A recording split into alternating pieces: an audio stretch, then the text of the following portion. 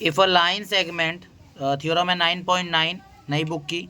If a line segment joining 2 points subtend equal angles eight 2 other points lying on the same side of the line containing the line segment, the 4 points lie on a circle, that is they are कॉनसाइक्लिक। क्या मतलब हुआ, अगर एक line segment है वो join कर रहा है दो पॉइंट्स को, subtend equal angles eight 2 other points lying on the line same side of the line containing the line segment. कहने का मतलब क्या है, देखो यहाँ पर कहने का मतलब ये है कि हमारा लाइन सेगमेंट है ए बी, ठीक है।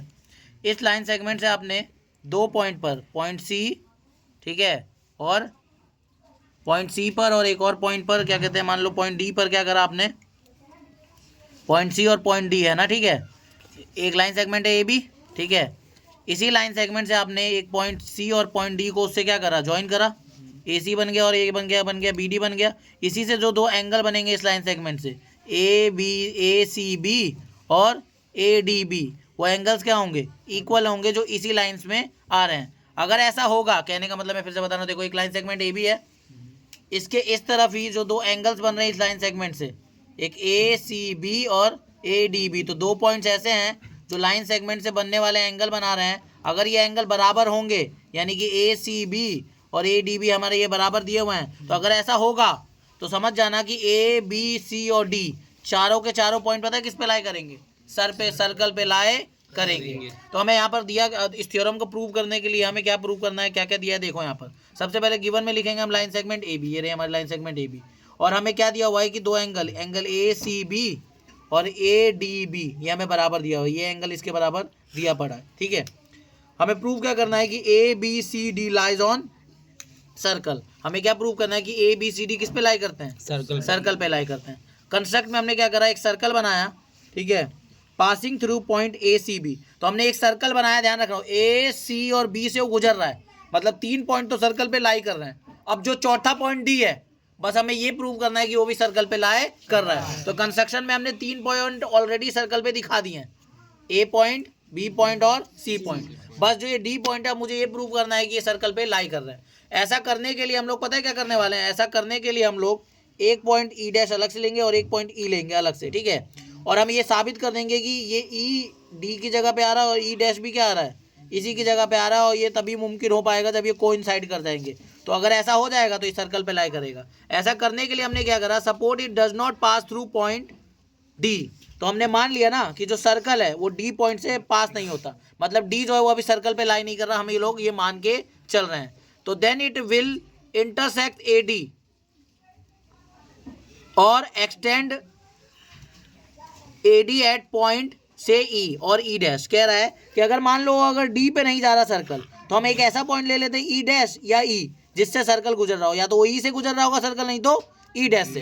अगर हमने बोल दिया कि अगर वो डी से नहीं गुजर रहा, तो हम ऐसा पॉइंट ले लेते हैं जो कि सर्कल से गुजर रहा होगा, उसे या तो हम ई डैश मान लेते हैं या फिर ई, या तो आगे आया लाई करेगा या पीछे। बात समझो, ए सी और बी पहले से सर्कल पे है और मैंने डी को मान लिया कि वो सर्कल से नहीं गुजर रहा, तो उसके लिए मैंने क्या करा, दो पॉइंट ले लिए, ई डैश और ई ले लिया, या तो ई डैश उससे ई डैश सर्कल पे होगा या ई सर्कल पे होगा, तो हमने उसको एक्सटेंड करके ऐसे ले लिया, ठीक है।